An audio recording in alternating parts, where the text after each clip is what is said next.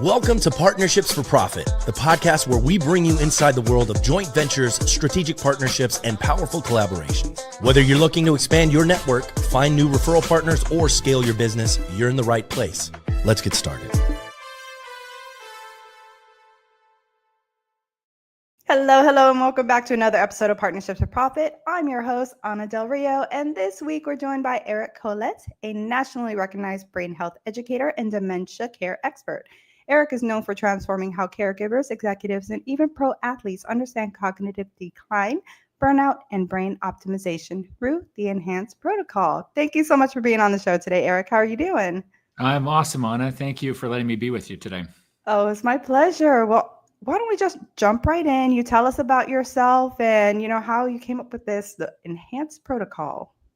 Oh, thank you. That's kind of a broad intro. I appreciate it. I believe that brain health is the key to unlocking so many amazing things in our lives, in our relationships, in our ability to accomplish all the things that we want to do. But most people don't really pay attention to or think about or look at brain health in their lives.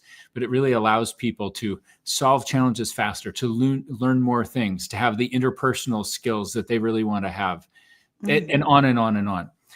So I have had a 25-year career to this point, working with people that live with neurodegenerative disease. And the first 16 years of that became a really successful career that I stumbled into running assisted living and memory care communities. And along the way, I learned a lot of important things about how to support people with Alzheimer's and other types of dementia. And I was starting to get asked to get on stages and train other professionals how to do the things that we were doing. And I had a vision for a business. And I grew up in a family of entrepreneurs. So back in 2016, I took a flying leap and jumped out of the plane. I've been sewing my parachute on the way down ever since, you might say. And in launching A Mind for All Seasons, initially I was going to work with family and professional caregivers and teach them interpersonal skills and how to design better spaces for people with dementia. And then a year in, through some amazing things where the stars just aligned, I met my business partner, Randy Vaudry, who's our chief medical officer. He's done a lot of advanced training with some of the top brain scientists on the planet, some of the best researchers from Harvard and other research institutions. And he and I saw an opportunity to go all in building what really was the first opportunity for people in assisted living or memory care or skilled nursing to have any hope of not having a one-way street, but to have a two-way street where they could make improvement and maybe get back to a less restrictive setting. You're having amazing experiences with that. Like one of our early guys in a pilot trial had gone to 3 different neurologists who diagnosed him with dementia and said, "I'm sorry, there's not a whole lot we can do." But by using an organized process to look at things in blood work that primary care ignores, but research has a lot to say about. And by looking at lifestyle factors and looking at other things that are critical to brain health, we helped him go from a cognitive score of 15 out of 30 to 30 out of 30. Wow. And as other people started having a reversal of their symptoms to one degree or another, that led to their family members saying, "Well, you just helped my mom add 10 points on a 30-point cognitive test. What could you do for my brain?" And we'd say, "Well, why do you ask?" And we were getting answers like, "Well, I had a car accident 2 years ago and I've never been this." Or, "I've always had a problem with ADHD. Is there anything that you could do that would help?" Or, "Hey, I've got a friend that played professional football. Do you think you could help him? Because things are slipping. They're sort of falling apart." So I know I'm condensing a lot of stuff here, but basically we were able to go all in creating not only services for long-term care centers, but also for private clients. And since then, we've worked with thousands of people across the country, helping them optimize their cognitive and mental health. That's amazing. So what was the moment you realized, we've been getting dementia care wrong for decades? That's a good question. I think it's been more of an evolution than a revolution, even though the things that I'm talking about are pretty revolutionary. But I really think one of the deciding moments was actually the night that I met Randy. Okay. So there was an assisted living company in Arizona that had reached out to me a few months before, and was going to hire me for about a year to help create a memory care program for their entire portfolio. So I'd gone down to Phoenix, met with the owners, was really excited about this opportunity, met with a handshake agreement that we were going to do this thing, and they just had to get approval from another business partner. Mm-hmm. Well, instead of calling back in a day or two, like they said, I didn't hear from them for weeks. And I started to get kind of nervous, but I didn't want to seem over. Right. So I literally prayed and I said, okay, if this is the right thing, I really want it to happen. Please bless me with this. I want this to happen. But if it's not right, don't let it happen. And I promise I'll be grateful. I was just trying to trust. Well, a couple of days later, the owner of that company called and said, I'm so sorry, Eric. You probably think we can't walk and chew gum at the same time. But right after you left, we met this nurse practitioner that has done all this advanced training. And he's actually been using some of these techniques that he trained in with real live people. And he actually lives in Idaho like you do. Maybe you talk to him, but he thinks that he could help us really improve outcomes for our residents. And I was familiar with the researcher that Randy had trained with at UCLA. And I said, oh, is he doing this work? And they said, you know what, you really should reach out to him. But the long story short is we're going to work with him. We can't afford to work with you. And so I just kept hustling. And a couple months later, I got a call out of the blue from Randy saying, hey, Eric, I'm Randy and I'm helping this company. And I was like, oh, you're the guy that got the contract, not me. But he said, they want me to train the staff because we can't possibly be successful if the staff don't even know how to approach people in the right way. And I had to tell him, I'm a clinician. I don't know how to do that. And they said, well, we know a guy. You should call Eric. He also lives in Idaho. We're just about 3.5 hours apart in the same state. So he called me. The next week, I was headed his direction to go consult at a critical access hospital. And we decided to get together. So I sat in Randy's living room from 6 o'clock till after midnight. And he brought out this huge family Bible-sized stack of research where he had gone through the footnotes of the footnotes of the footnotes. And he had case histories of things he had done with real live patients that he'd been working with and changes that had happened in their lives. And I actually left that night 100% convinced that we could do so much more than I had ever done in the 16 years leading up to that point, that I could hardly sleep that night. I was so excited. And that was the beginning of amazing things to come. That is such a great story. I love how you guys came together. That was so unexpected. And the fact that you thought, oh, he's the one that got the contract, but then now you guys are doing this together. It's just a beautiful story.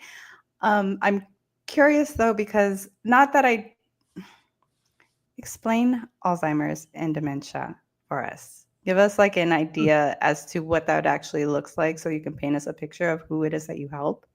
Yeah. Is that, you know what I mean? Yeah, absolutely. And one of the things that I have to say that's a little bit tricky is everybody has a brain and everybody needs to protect their brain.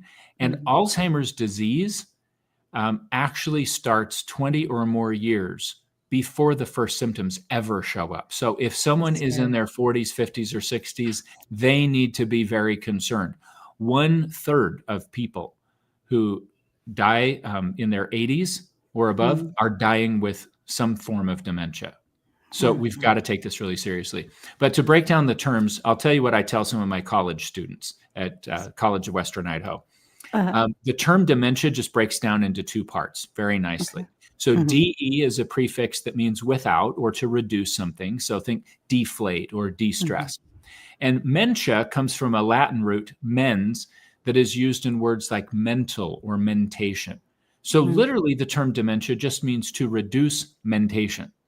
Well, what's mentation? It's our thought processes. Basically, when you say someone is living with dementia, you're saying that they have cognitive decline so significant that they can no longer independently take care of their activities of daily living. Now, there's a broad range in what that looks like. And if you want to know what dementia symptoms are, just ask yourself, well, what does the brain do? I mean, it's everything from your personality to reasoning, to planning, to judgment, to working with numbers and your memory, your verbal skills, your auditory processing, etc. And so deterioration in any of those areas can be a dementia symptom. But essentially, we're saying somebody can't take care of themselves independently. What we're not saying is what is causing that. And there are many, many different dementing illnesses, but the most common is Alzheimer's disease, which involves tangles and plaques in the brain. Different types of proteins are involved, and I'll steer clear of some of the technicalities here, but that is the most common disease that leads to dementia and a person's inability to care for themselves. And the brain loses 50 to 70% of its mass by end-stage dementia, or end-stage Alzheimer's, excuse me. And people functionally, if they don't die of something else earlier, functionally at the end of Alzheimer's, they are like a newborn. They can't even roll over on their own. They can't swallow solid food. They can't talk. It's devastating. I would do anything possible to save people from going down that road. And ours is the first generation for whom Alzheimer's disease is basically optional. We don't have to go down that path if we don't want to.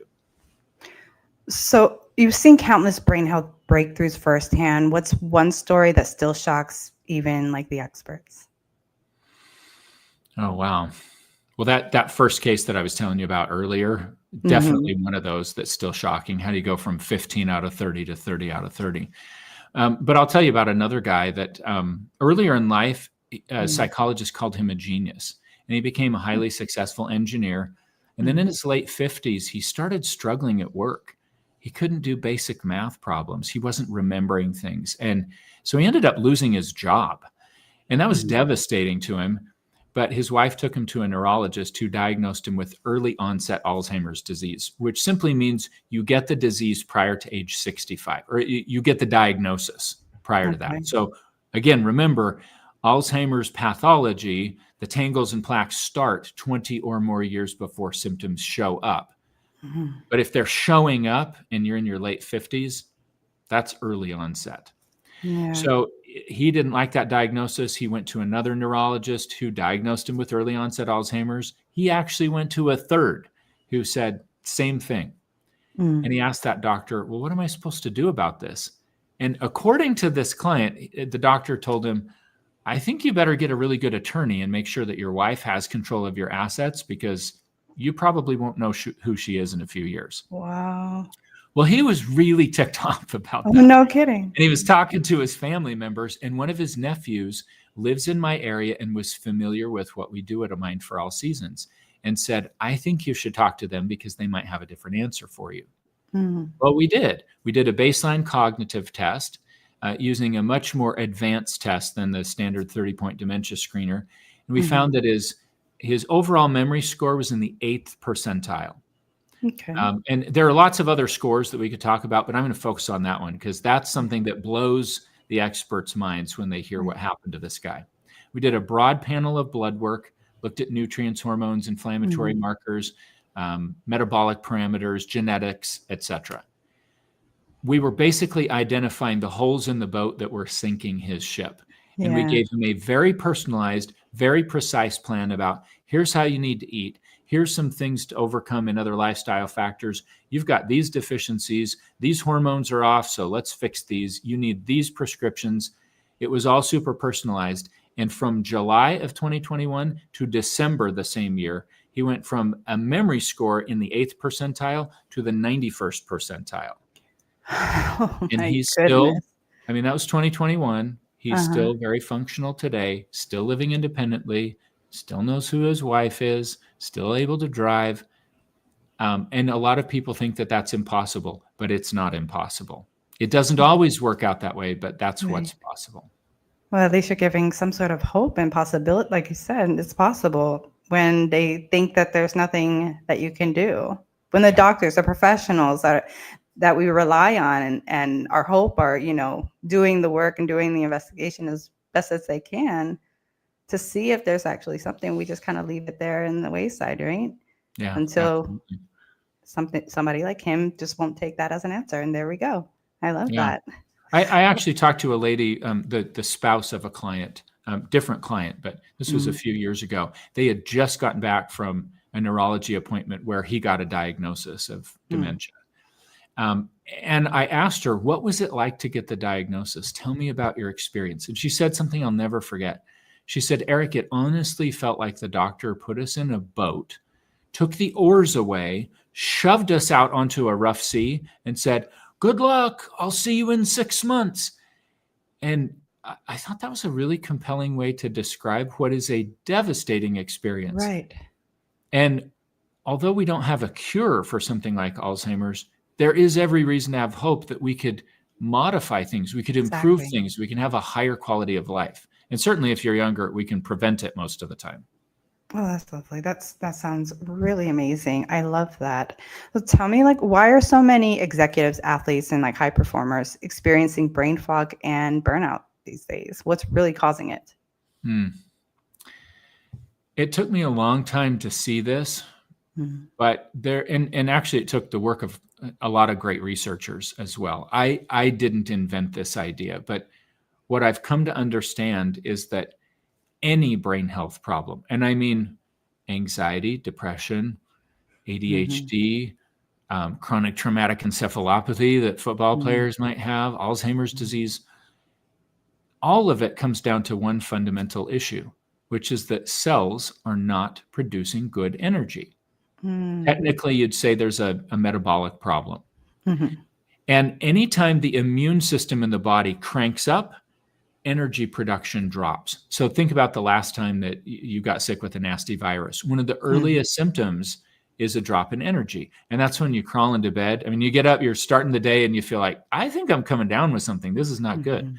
And pretty soon, if you've got something really bad and your entire immune system is super angry about it, you can sleep 20 hours a day and still be out of gas. And that's what happens when cells in the body shift out of producing energy and they go into a defensive posture. But that can happen in a localized area like the brain. So if you have an injury, or if you have some sort of a virus or infection, or something else, maybe even a nutrient deficiency that is affecting how cells produce energy, and you've got higher inflammation and lower energy output at the cellular level, then whatever tissue is affected is not going to do its job. So why is it that I have some clients that had car accidents, and within 6 to 18 months, they struggle with sleep, they struggle with focus and concentration, and they say, my thoughts are like ping pong balls bouncing around everywhere. It's because they have chronic inflammation in the front part of their brain. That's the governor that allows us to look at the 100 different things we could be thinking about and saying, I think I'm going to pick that one thing and I'm going to stay focused. But if that part of the brain cannot produce enough energy to do its job, then that job doesn't get done. And your thoughts just bounce around like crazy. And so the thing that people are missing is doing the detective work to determine what is causing higher inflammation and lower energy production. And when we can flip those and reduce inflammation and increase energy production, amazing things happen in all those different conditions. And it's never about one thing. If you had a ship with 20 holes that were sinking it, and you just patched one hole, that ship is still going down. The difference in what my team and I are doing is that it's a multimodal approach. We're literally measuring all these different factors and saying, hey, out of this list of 100 things, you got 15 holes sinking your ship, and here are the holes you need to prioritize patching. It's not about some magic supplement that's going to turn your life around. It's about precision medicine. It's beautiful. Now, when you say inflammation, what are some of the most common like causes of that in the brain? Is it necessarily like a brain injury, or can it obtain inflammation just by what we eat? How does that work?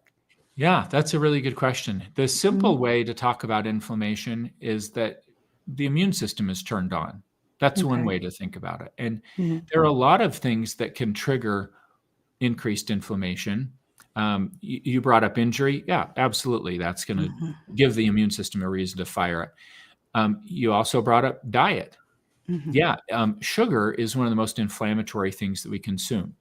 That doesn't mean that there's no place for sugar. Glucose is primary fuel source for most of our brains. But if you have too much sugar, especially if you have too much sugar in the bloodstream, it literally damages tissue. That's directly causative of things like heart disease and Alzheimer's disease and obesity and type 2 diabetes and all sorts of problems. Inflammation can also come in the form of increased oxidative stress. And that's super technical, but What if you live in an area with really high air pollution? That actually correlates with higher rates of Parkinson's disease. Exposure to neurotoxins, like guys that were involved in the Vietnam War and were exposed to Agent Orange, they have a very high rate of Parkinson's disease because that is causing a chronic inflammatory response. If they're exposed to chemicals that stay bound to fatty tissues, then the body has something that it's just angry about all the time. So certainly a lot of things that we could add to that, even exercise, which is really good. It's one of the best things that we could do for our brains. Well, that causes some increased inflammation, and it would be a mistake for people to think inflammation is bad. Inflammation is more like fire. Fire is not good or bad. Fire's fire. It can cook your food. It can keep you warm, but it can also burn your house to the ground. So can we turn on the immune response when it's called for and maintain a dynamic balance where it turns off when it needs to turn off? This was so insightful. I'm really happy that we were able to have this conversation. Can you tell everybody how they can find you, how they can get help from you? The easiest place is to just go to our website at amindforallseasons.com. And there's lots of great resources there. In fact, if you do amindforallseasons.com/energy, you can take a free brain energy self-assessment and look at lifestyle factors as well as biomarkers and learn a lot in that. And it'll take you like 10 or 15 minutes to go through that. I'll be doing that after the show. Okay. So there you have it, guys. Thanks so much for watching. Thank you so much, Eric, for being on the show. If you liked what you heard and saw, go ahead, like, share, and subscribe. I hope that everybody has a great rest of the day. And thanks again. You're welcome. Thanks for joining us on this episode of Partnerships for Profit. We hope you've gained valuable insights on how to form profitable partnerships and take your business to the next level. Be sure to subscribe and leave us a review wherever you listen to podcasts so you never miss an episode. Got a partnership story to share or someone you'd like to see featured on the show? Reach out to us. Until next time, keep building those partnerships for profit.